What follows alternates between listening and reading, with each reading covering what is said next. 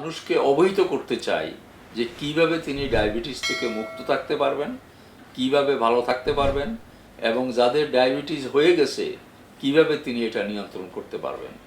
কারণ প্রয়াত জাতীয় অধ্যাপক প্রফেসর ইব্রাহিম বিশ্বাস করতেন যে ডায়াবেটিস রোগটা এইটা শুধু মেডিকেল প্রবলেম না, এটা হচ্ছে সোশ্যাল প্রবলেম, এবং শুধুমাত্র চিকিৎসা দিয়ে এটা ভালো করা সম্ভব না।